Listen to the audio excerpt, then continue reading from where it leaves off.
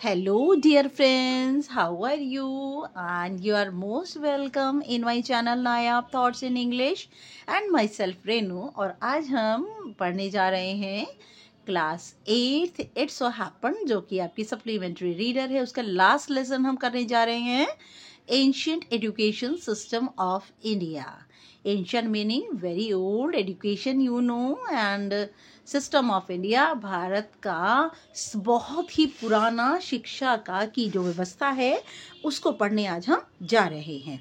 तो लेसन इतना ज़्यादा नॉलेजेबल इंफॉर्मेटिव लेसन है ये कि आपको पता चलेगा कि हमारे बहुत प्राचीन भारत में एजुकेशन का सिस्टम क्या था। अब ये जो हमारा मॉडर्न सिस्टम है ये हमें मैकॉले ने दिया हुआ हमारा सिस्टम है, और ये जो सिस्टम है अगर रियलिटी में कहूँ तो मैकॉले मिनट के नाम से ये बहुत फेमस है।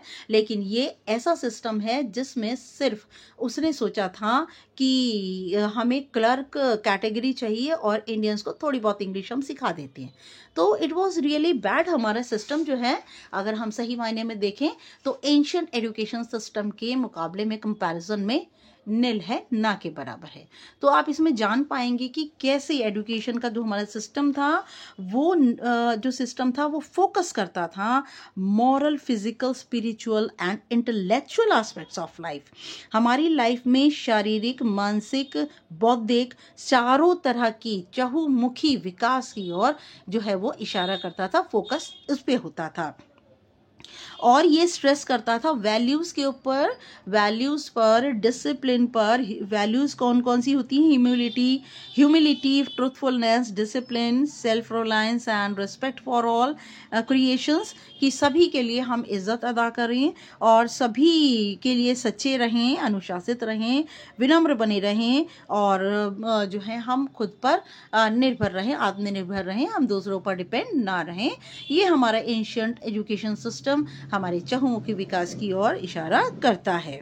जो स्टूडेंट्स हैं उनको जो है वो सिखाया जाता था कि वो बैलेंस बना के रखें, ह्यूमन बीइंग्स और नेचर के बीच में बैलेंस बना के रखें। ऐसा ना हो कि सिर्फ ह्यूमन बीइंग ही अपने आप को किंग समझे और बाकी सबको सर्वेंट समझकर बाकी सबको क्रश करता चले। आज यही हो रहा है। लेकिन जो प्रेजेंट सिस्टम हमारा एंशियंट सिस्टम था उसमें ऐसा नहीं था। उसमें ह्यूमन बीइंग और नेचर के बीच में एक बैलेंस बना के रखा जाता था। ओके, तो गुरुकुल सिस्टम बहुत पहले था जहाँ पर स्टूडेंट्स जो है वो गुरुकुल में जाया करते थे और एजुकेशन लिया करते थे, और वहाँ पर गुरु और शिष्य की परंपरा, the greatest system, it was the greatest system. और हमारे इंस्टीट्यूशंस भी जो थे, जो पुराने हैं, उनके अब अवशेष बचे हैं। अब वहाँ पर जो है वो अब एग्जिस्ट नहीं करते, लेकिन उनके अवशेष हैं, उनके नेम है, और उनमें जो भी एजुकेशन दी जाती थी वो बहुत आज की तारीख में भी फेमस हैं। बाहर से भी बहुत सारे ट्रैवलर्स आते थे और वहाँ पे हमारे जो इंस्टीट्यूशंस हैं उनको देखा करते थे, उनके बारे में लिखा भी बहुत है। ऐसे इंस्टीट्यूशंस तक्षशिला था, नालंदा, वल्लभी, विक्रमशिला, ये सभी के सभी they all are the hubs of education. और हमारे टीचर्स बहुत फेमस जो टीचर्स थे, हम उन्हें टीचर्स ना कह के आचार्य भी कहें तो कम छोटा है, ये शब्द छोटा है उनके लिए। तो कौटिल्य आपने सुना होगा, कौटिल्य, और जिसे कि चाणक्य भी कहते हैं, और उसकी नीतियाँ आज की तारीख में भी बहुत फेमस हैं। और पाणिनि, जिनका कि व्याकरण बहुत ज़्यादा फेमस है। तो हम इस एजुकेशन सिस्टम को पढ़ने जा रहे हैं। But before starting the lesson, explanation of the lesson, please मेरे चैनल को सब्सक्राइब कर दीजिए। This is my humble request. Okay, now going to start the lesson, ancient education system of India. Ancient meaning very old. Did you know that India has been the center of learning since ancient times? क्या आप जानते हैं कि भारत सीखने का केंद्र रहा है बहुत प्राचीन समय से? How did we come to know about this? हम उसके बारे में ये कैसे जाने? There are inscriptions on stones and copper, palm leaves, records, and are scriptures as evidences of the historic origins of learning in India. बहुत सारे अभिलेख हैं। इंस्क्रिप्शंस का मीनिंग अभिलेख मिलते हैं हमें किन पर? पत्थरों पर लिखे, कॉपर तांबे पर लिखे, पाम लीफ ताड़ पत्रों पर लिखे हुए रिकॉर्ड्स हैं। हमारे स्क्रिप्चर्स, हमारे ग्रंथ हैं जो कि सबूत हैं उस हिस्टोरिक ऑरिजिन के, उस इतिहास के जो है वो गवाह हैं ऑफ लर्निंग इन इंडिया कि भारत में लर्निंग सीखना सिखाना कैसे चलता था। Today we follow an education system in which learning takes place through syllabus। और आज का जो एजुकेशन सिस्टम है, शिक्षा का सिस्टम व्यवस्था है, वो है हम सीखते हैं किसके ज़रिए, सिलेबस पाठ्यक्रम के ज़रिए, करिकुला के ज़रिए। करिकुला भी पाठ्यक्रम को ही कहते हैं। और टेक्स्ट बुक के ज़रिए असेसमेंट हमारी होती है, असेसमेंट प्रैक्टिसेस होती हैं जिसमें हम स्पीकिंग होती है, जो है हमारी राइटिंग होती है, कई तरह की असेसमेंट हमारी होती है। और have you ever thought what these were like in the past? क्या आपने कभी सोचा है कि ये सब चीज़ें, सिलेबस, करिकुला, टेक्स्ट बुक, असेसमेंट, ये सब प्राचीन काल में किस तरह से हुआ करता था? In this feature story we will give you glimpses of our ancient education system. और इस स्टोरी के अंदर हम आपको एक झलक दिखाएंगे प्राचीन शैक्षिक शिक्षा की व्यवस्था की। इंट्रोडक्शन में है, you must have heard or read that travelers from various regions having different climates and cultures began to visit parts of India from early times। थोड़ा आराम से समझेंगे इसे क्योंकि इस सेंटेंस में, इस चैप्टर में सेंटेंसेस बहुत लॉन्ग हैं। You must have heard, आपने ये पढ़ा होगा या सुना होगा कि बहुत सारे यात्री फ्रॉम वेरियस रीजन, जगह जगह के क्षेत्रों से, हैविंग डिफरेंट क्लाइमेट्स, जिनकी जलवायु अलग होती है, कल्चर, जिनके परंपराएं इत्यादि अलग होती हैं, बिगिन टू विजिट, उन्होंने देखना शुरू किया parts of India from early times, बहुत प्राचीन समय से भारत के अंगों को देखना शुरू किया। टू देम, उनके लिए India was a land of wonder, उनके लिए भारत हैरानियों आश्चर्यों का देश था, आश्चर्यों की भूमि थी। आपको तो अच्छी तरह पता है कि भारत में ब्रिटिशर्स के आने से पहले इसे सोने की चिड़िया कहा जाता था। The fame of Indian culture, और इंडियन कल्चर, भारतीय परंपरा की का जो फेम है, जो उसकी प्रसिद्धि है, वेल्थ, उसकी समृद्धि, रिलीजन्स, धर्म, फिलॉसफीज, दर्शन शास्त्र, आर्ट, कला, आर्किटेक्चर, वास्तुकारिता, as well as its educational practices, इन सब के साथ शैक्षिक अभ्यास had spread far and wide, दूर दूर तक फैले हुए थे।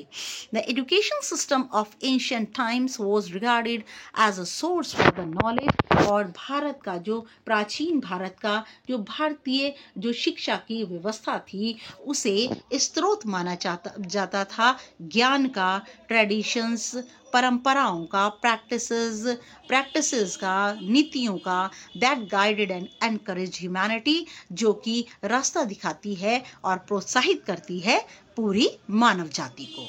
Now, salient features of ancient education system, important features जो हैं वो प्राचीन भारतीय शिक्षा के जो फीचर्स हैं, जो उसकी खूबियां हैं जो हैं, वो हम अब आपसे डिस्कस करेंगे।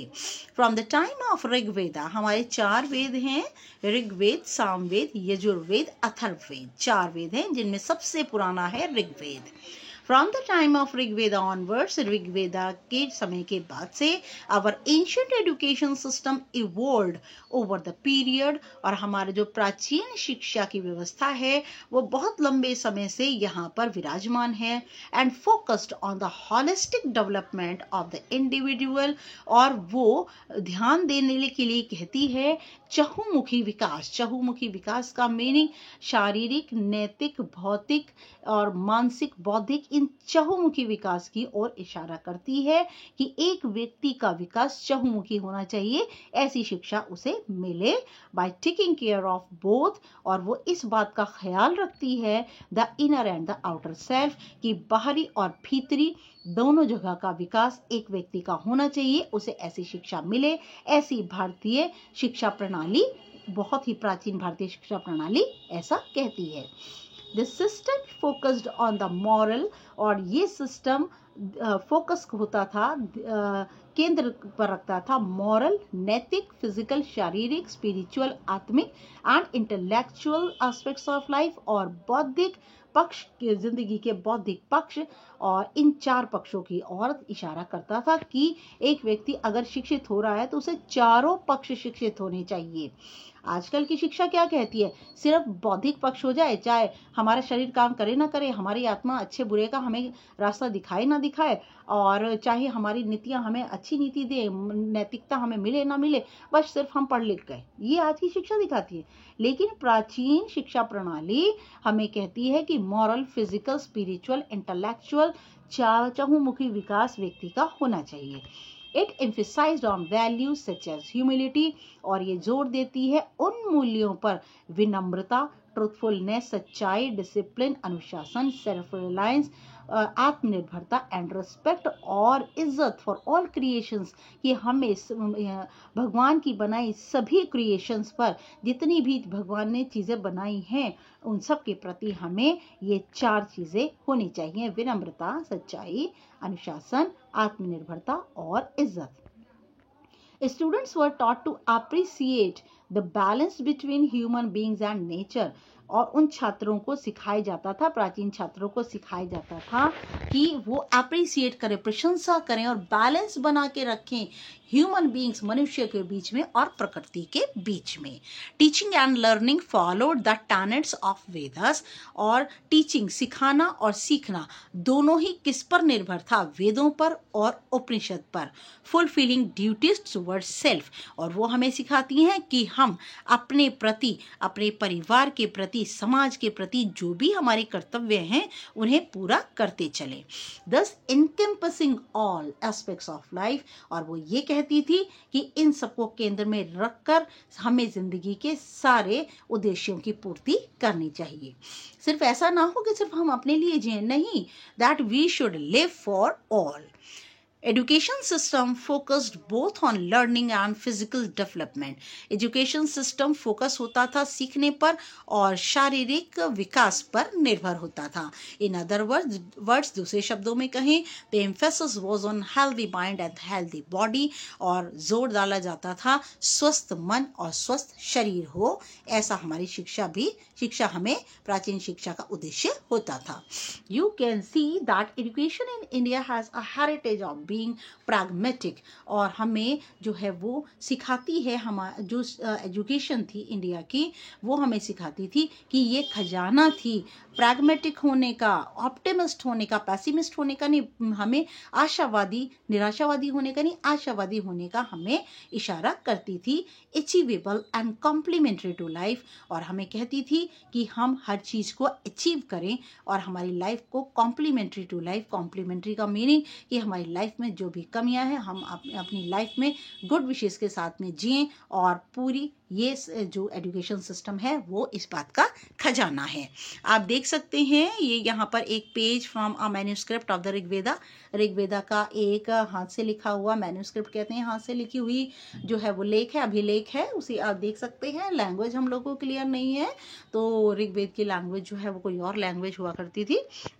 द एंशियंट सिस्टम यहाँ पर देखिए दिया भी हुआ, द बर्च बार्क, ताड़ पत्रों की ऊपर manuscript of Rigveda was found in Kashmir.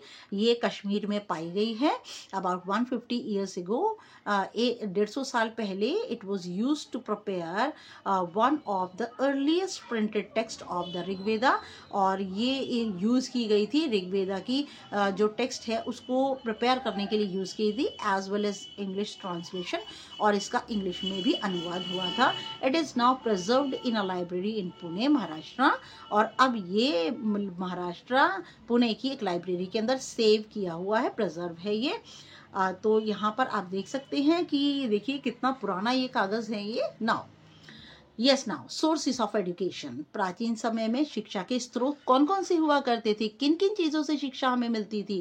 The ancient system of education was the education of the Vedas, और हमें जो एजुकेशन के स्रोत थे प्राचीन भारत के वो हमें मिलते थे वेदों से, ब्राह्मणा से, उपनिषद से एंड धर्म सूत्रास, इनसे हमें शिक्षा के स्रोत हमें मिलते हैं। You must have heard the names of Aryabhatta, आपने आर्यभट्ट का नाम, पाणिनि, कात्यायना और पतंजलि, इन सब के नाम सुने थे। पतंजलि के प्रोडक्ट तो आपने देखे ही होंगे कि जो बाबा रामदेव हैं वो पतंजलि के प्रोडक्ट जो है वो बनाते हैं। तो ये जो है ये वही पतंजलि हैं। ये Their writings and the medical treatise of चरका, उनके लेख और उनकी चिकित्सा की जो ट्रीटीज थी, चिकित्सा की जो चीज़ें थी, वो जो है उन्हें कहा जाता है चरक। चरक संहिता आपने सुना होगा, चरक ने लिखी थी। एंड सुश्रुता, और सुश्रुता, चरक और सुश्रुता, ये हमारी मेडिकल की जो बुक्स आपको कहें तो हुआ करती थी। Were also some of the sources of learning, ये भी हमारे शिक्षा के सीखने के स्रोत थे। डिस्टिंक्शन वॉज ऑल्सो ड्रॉन, एक फर्क अंतर भी किया जाता था between shastras learn discipline and kavyas. Shastras जो होते थे वो सीखने वाले डिसिप्लिन हुआ करते थे, और काव्या जो होती थी, काव्यास जिन्हें कहा करते थे, वो थी इमेजिनेटिव एंड क्रिएटिव लिटरेचर, जो कि काल्पनिक और सृजनात्मक जो साहित्य हुआ करता था। इन दोनों के बीच में अंतर भी बताया जाता था। Sources of learning were drawn from various disciplines, और सीखने के जो स्रोत थे वो निकाले जाते थे अलग अलग डिसिप्लिन से, अलग अलग शाखाओं से, जैसे कि इतिहास, हिस्ट्री, अन्विक्सिकी, लॉजिक, तर्क, मीमांसा, इंटरप्रिटेशन, व्याख्या, शिल्पशास्त्र, आर्किटेक्चर, वास्तुकारिता, अर्थशास्त्र, पॉलिटी, अर्थशास्त्र, पॉलिटिक्स जिसे आप कहें पॉलिटी, और या फिर मॉनेटरी, मनी से रिलेटेड सारे के सारे नियम कानून। वर्ता, एग्रीकल्चर, वर्ता के अंदर आता था कृषि, ट्रेड, व्यवसाय, कॉमर्स इत्यादि आता था, और एनिमल हस्बेंड्री और जानवरों से संबंधित सब बातें आती थी। एंड धनुर्विद्या, आपको अच्छी तरह पता है आर्चरी को कहते हैं, धनुष इत्यादि शस्त्रों को चलाना। Physical education too was an important curricular area, और उस समय फिजिकल एजुकेशन, शारीरिक शिक्षा भी बहुत ही इम्पोर्टेंट पाठ्यक्रम का क्षेत्र होता था। एंड पीपल्स पार्टिसिपेटेड इन क्रीड़ा, जो पीपल्स जो शिष्य हुआ करते थे वो भाग लिया करते थे क्रीड़ा, गेम्स में, रिक्रिएशनल एक्टिविटीज़ जिससे जिन्हें खेलने से हमारा जो शरीर है वो दोबारा से हमारी सारी शक्ति जो ताकत है वापस आ जाती है। और व्यायाम, प्राक्रा, एक्सरसाइजेस, और धनुर्विद्या, archery, for acquiring martial skills, जिससे कि आर्चरी से, जिससे कि हमें मार्शल, लड़ाई झगड़े इत्यादि की जो स्किल्स हैं जो हैं वो हमें प्राप्त हों। एंड योग साधना का मीनिंग है training the mind and body, जिसमें शरीर और मन को, दिमाग को जो है वो ट्रेन किया जाए, शिक्षित किया जाए। among others, और उन सब के बीचों बीच the gurus and their pupils worked conscientiously together, गुरु और शिष्य दोनों बहुत सीरियस होकर के और एकाग्र होकर के एक साथ काम किया करते थे to become proficient in all aspects of learning, जिससे कि वो समर्थ हो जाए शिक्षा और सीखने सिखाने के सभी क्षेत्रों में। ऐसा नहीं है ओवरऑल मास्टर ही हैं, टीचर ही हुआ करें, ऐसा नहीं होता था। शिष्य, गुरु और शिष्य दोनों एक साथ मिलकर के सारा काम किया करते थे। Now in order to assess people's learning, और एसेस करने के लिए कि गुरु और शिष्य की जो गुरु और शिष्य जो होते थे उनको एसेस करने के, शिष्यों को एसेस करने के लिए भी बहुत ही ज़्यादा कुछ ऐसी चीज़ें हुआ करती थी। लर्निंग शास्त्रार्थ था। शास्त्रार्थ क्या होता है? लर्न डिबेट्स, वाद विवाद की प्रतियोगिताएं होती थी। Were organise peoples at an advance stage of learning guided younger peoples, और वो शिष्य जो कि बहुत ही ज़्यादा विकसित अवस्था पर पहुंच जाते थे सीखने की, वो नए युवा शिष्यों को गाइड किया करते थे, रास्ता दिखाया करते थे। There also existed the system of peer learning, वहाँ पर ग्रुप के अंदर भी, लाइक यू हैव ग्रुप और पीयर वर्क, जैसे कि आप समूह में इकट्ठे होकर के काम करती हैं, वैसे भी पीयर लर्निंग जो है वो भी सिस्टम पहले हुआ करता था।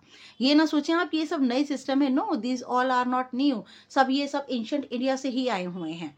Ancient education system in India, और बहुत प्राचीन शिक्षा की व्यवस्था भारत में, अ वे ऑफ लाइफ, एक जीवन जीने का तरीका थी वो।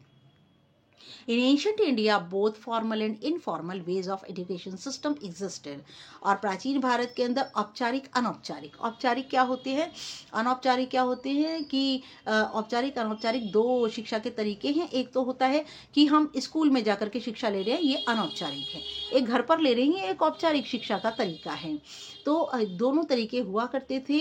इंडिजिनस एजुकेशन, इंडिजिनस का मीनिंग होता है ओरिजिनेटिंग और occurring naturally in a particular place, एक ही प्राकृतिक रूप से एक ही जगह के ऊपर शिक्षा का होना।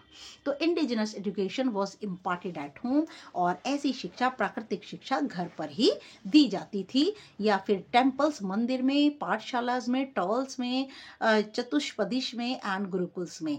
जो इस टाइप की इंडिजिनस एजुकेशन होती थी वो इन जगहों पर दी जाती थी। तो ये जो है वो, जैसे आज के स्कूल हम कहें तो ये आज के स्कूल नहीं है, और ये जो है वो हमारे ऐसी जगहें हैं जहाँ पर हम जो है वो जाते हैं और शिक्षा लेते थे। Now there were people in homes, villages, वहाँ पर लोग हुआ करते थे घर पर, गाँव में, मंदिरों में, हु गाइडेड यंग चिल्ड्रन, और जो कि युवा बच्चों को रास्ता दिखाते थे, in imbibing pious way of life, जिससे कि वो पवित्र जीवन जीने का तरीका सीख पाएं। Temples were also the centres of learning, मंदिर भी सीखने का केंद्र हुआ करते थे। And took interest in the promotion of knowledge of our ancient system, और ये ज्ञान को बढ़ाने में, ज्ञान में इंटरेस्ट लेने में हमारे प्राचीन सिस्टम का उद्देश्य हुआ करता था। स्टूडेंट्स वेंट टू विहारास, विहार कहते हैं बुद्धिस्ट मॉनेस्ट्री, बौद्धिक मॉनेस्ट्री, जहाँ पर जो बौद्ध लोग होते हैं, बौद्धिक धर्म है, और विहार उन्हें कहा जाता है। और विहार में, और यूनिवर्सिटीज़, विश्वविद्यालय फॉर हायर नॉलेज, बहुत उच्च तरह का ज्ञान लेने के लिए जो स्टूडेंट्स हैं वो विहार और विश्वविद्यालय जाया करते थे। टीचिंग वॉज लार्जली ओरल, और जो पढ़ाना हुआ करता था वो ज़्यादातर मौखिक होता था, लिखने का कोई साधन नहीं था। आज की तारीख में तो आपके पास कॉपी है, पेंसिल है, दुनिया भर की कॉपी और पेंसिलें आप बर्बाद भी करते हैं, लेकिन उस समय जितनी भी वो कितने डिफिकल्ट होती थी कि जो टीचर बोल रहे हैं उसे उसी वक्त याद करना होता था। एंड स्टूडेंट्स रिमेंबर्ड, स्टूडेंट्स याद करते थे, एंड मेडिटेटेड अपॉन, और उसके ऊपर तपस्या करते थे, ध्यान लगाते थे, what was taught in the class, और वो याद करने की कोशिश करते थे कि कक्षा में क्या पढ़ाया गया। Gurukuls also known as ashrams, गुरुकुल जिन्हें आश्रम भी कहा जाता था, were the residential places of learning, और वहाँ पर छात्र, जितने भी शिष्य होते थे वो रह करके सीखने का काम करते थे। Many of these were named after the sages, और जितने भी गुरुकुल थे उनमें से ज़्यादातर ऋषि मुनियों के नामों पर आधारित थे। सिचुएटेड इन फॉरेस्ट, ज़्यादातर जंगलों में होते थे। इन सैरन, खाली साफ सुथरी पवित्र स्थानों पर, एंड पीसफुल सराउंडिंग्स, और इनके आसपास का जो एरिया होता था वो शांति से भरा होता था। Hundreds of students use to learn together in gurukuls, और सैकड़ों की संख्या में छात्र यहाँ पर इकट्ठे होकर गुरुकुल में सीखने आते थे। Women too had access to education during the early Vedic period, और औरतों के पास भी वैदिक पीरियड से पहले के समय में जो शिक्षा की व्यवस्था थी उसमें औरतें भी एक्सेस कर सकती थी। एक्सेस का मतलब क्या, पहुंच थी उनकी, औरतों के भी की भी, ये नहीं था कि औरतों को शिक्षा नहीं दी जाती थी, औरतों की भी पहुंच थी शिक्षा के क्षेत्र में। Among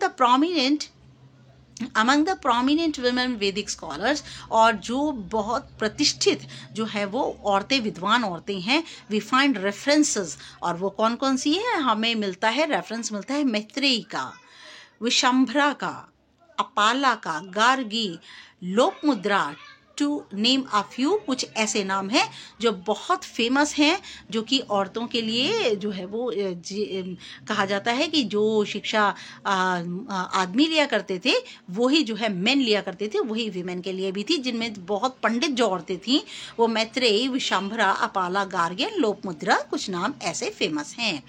During that period, the gurus and their shishyas lived together, helping each other in today life. और उस समय के दौरान गुरु और शिष्य एक साथ रहा करते थे और दिन और दिन की दिनचर्या में एक दूसरे की सहायता करते थे। The main objective was to have complete learning. प्रमुख उद्देश्य क्या होता था कि पूरी तरह से सीखना, लीडिंग अ डिसिप्लिन्ड लाइफ, एक अनुशासित जीवन जीना, and realising one's inner potential, और एक व्यक्ति की भीतरी ताकत को महसूस करना, उसे जानना या समझना।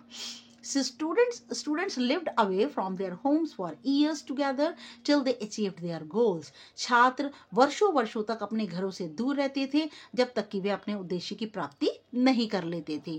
The Gurukul was also the place where the relationship of Guru and Shishya strengthened with time. और गुरुकुल एक ऐसी जगह थी जहाँ गुरु और शिष्य दोनों के संबंध बहुत ही मजबूत जब तक हुआ करते थे, जब तक वो एक साथ रहते थे, मजबूत होते थे। While pursuing their education in different disciplines, और अपनी शिक्षा के अलग अलग क्षेत्रों में से हासिल करना, जैसे इतिहास, आर्ट ऑफ डिबेट, विवाद की कला, लॉ, कानून, मेडिसिन, दवाइयाँ एक्सेट्रा, ये सब सारे के सारे क्षेत्र हैं। और छात्र जो हैं गुरु के साथ गुरुकुल में रहकर इन सभी क्षेत्रों में महारत हासिल करते थे। The emphasis was not only on the outer dimensions of the discipline, और एम्फेसिस सिर्फ ये नहीं दिया जाता था कि बाहरी अनुशासन ही रहे, but also on enriching inner dimensions of the personality, कि हमारे व्यक्तित्व के अंदर, हमारी पर्सनालिटी के अंदर भीतरी डायमेंशन जो एरिया है वो भी मजबूत हो जाए। भीतरी और बाहरी दोनों तरह से हम शिक्षित हों तो ये ज़रूरी होता था। हम सिर्फ लिटरेट होने के लिए प्राचीन भारतीय शिक्षा में बात नहीं करते, हम शिक्षा की बात करते हैं। शिक्षा का मतलब है जब हम हर चीज़ को अपने जीवन से जोड़ते हैं, तो इसे शिक्षा कहते हैं। और सिर्फ शब्दों की संरचना को कर लेना, पढ़ लेना, दिस इज लिटरेसी। तो लिटरेसी में, एजुकेशन में there is a marked difference. Okay, comprehension check बेटा नेक्स्ट उसमें करेंगे हम। Now part 2। In part 1 you have read about the ancient education system in ashramas gurukuls. Part 1 में आपने पढ़ा प्राचीन भारतीय शिक्षा आश्रम और गुरुकुल में, and the way of life in them, और उनमें जीवन जीने का तरीका। This system continued to flourish during the time of the Buddha, और ये जो सिस्टम था वो शुरू हो गया था विकसित होना बुद्ध के समय में, and the subsequent periods, और उन्हीं के बराबरी के समय में, समकालीन समय में ये सब शुरू हो गया था।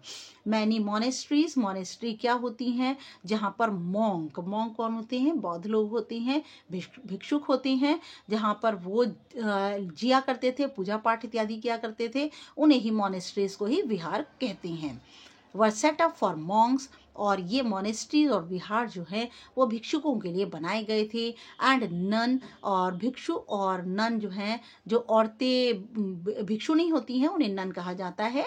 टू मेडिटेट, साधना करने के लिए, डिबेट, विवाद करने के लिए, and discuss with the learn for their quest for knowledge, और उन्हें सीख सकें, वो ज्ञान के प्रति प्रश्न लगा सकें ड्यूरिंग दिस पीरियड, इस समय में, कि ज्ञान लेने के लिए हर चीज़ के आगे क्वेश्चन मार्क लगा सकें जिससे कि उन्हें ज्ञान की पूर्ति हो सके।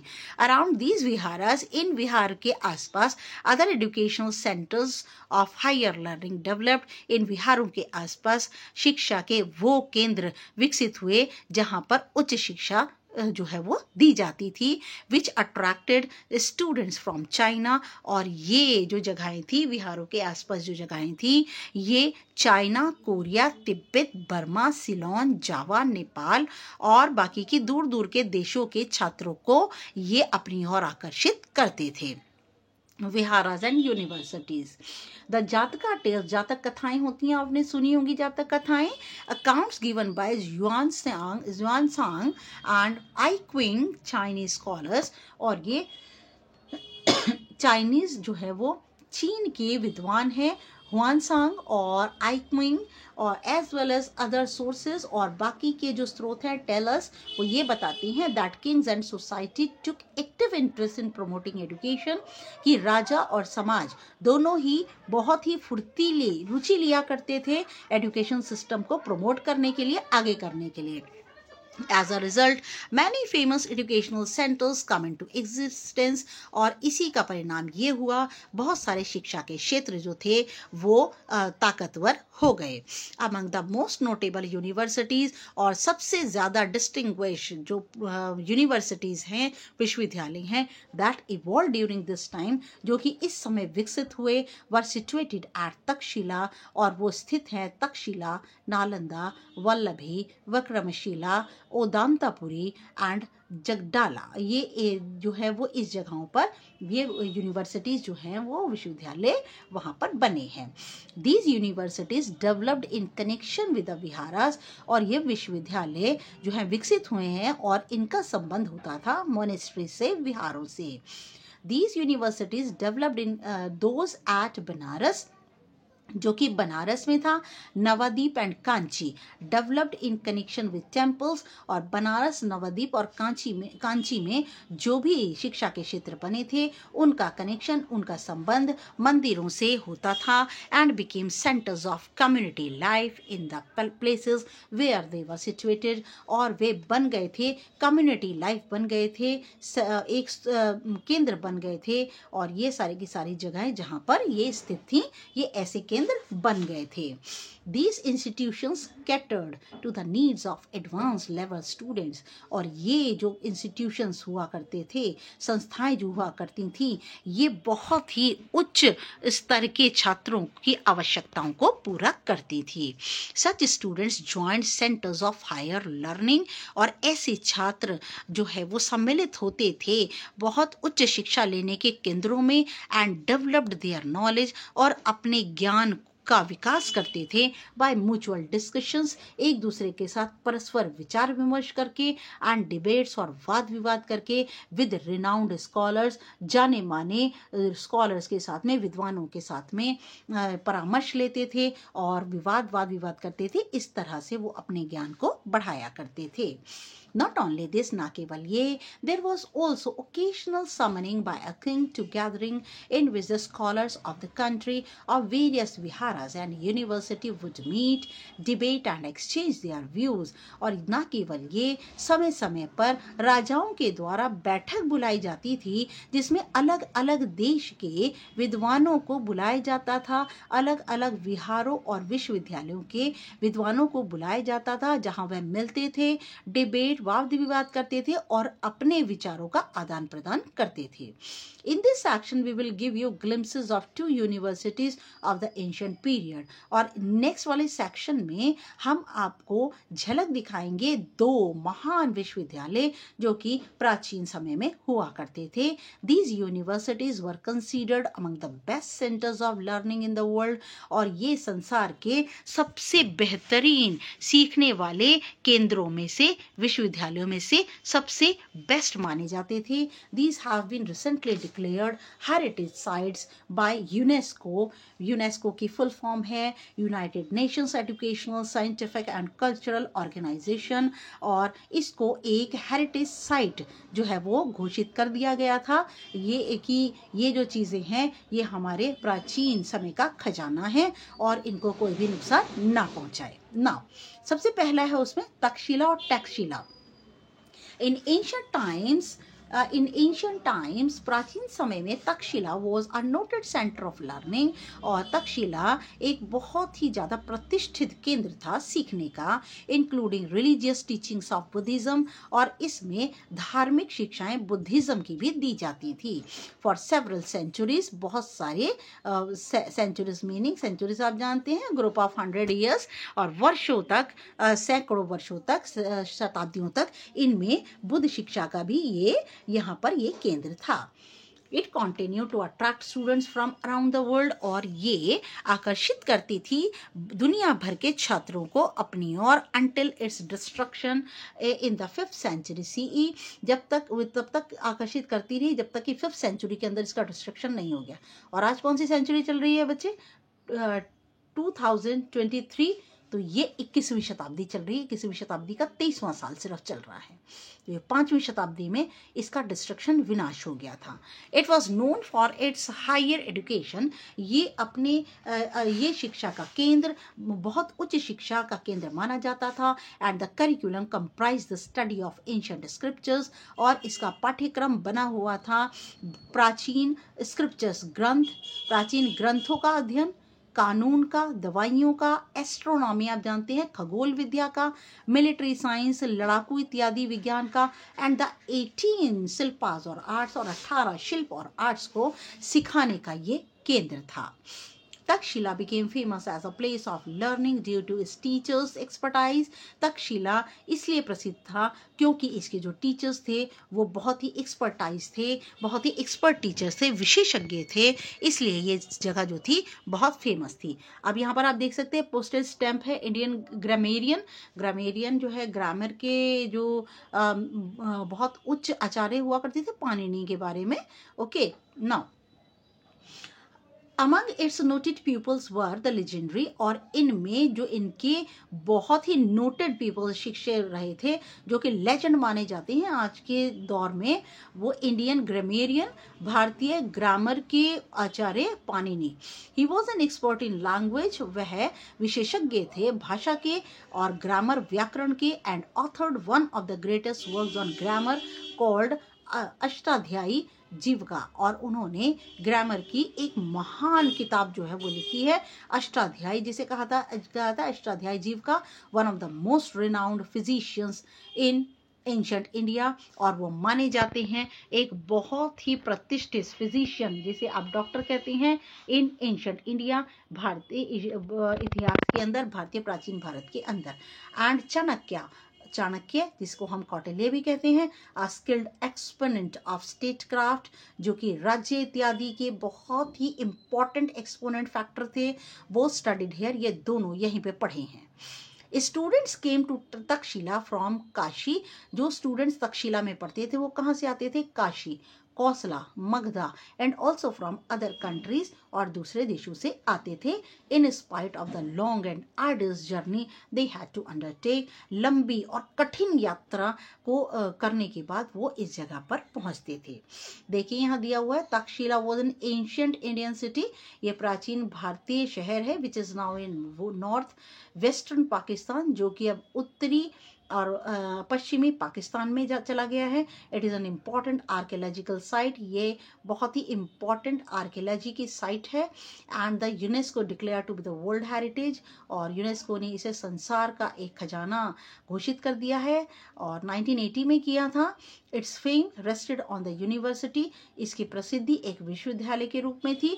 Where Chanakya is said to have composed his Arthashastra, जहां माना जाता है चाणक्य ने अपने अर्थशास्त्र को यहीं पे लिखकर पूरा किया था। Archaeologist Alexander Cunningham discovered its ruin in the mid 19th century, archaeologist Alexander Cunningham ने इसके जो अवशेष हैं वो 19वीं शताब्दी के बीचों बीच खोजे थे। Role of the teacher, teacher की भूमिका। Teachers had complete autonomy in all aspects from selection of students to designing their syllabi। Teachers जो है उनका पूरी तरह से अधिकार होता था कि सभी चीज़ों को वह सेलेक्ट करें, selection of students to designing their syllabi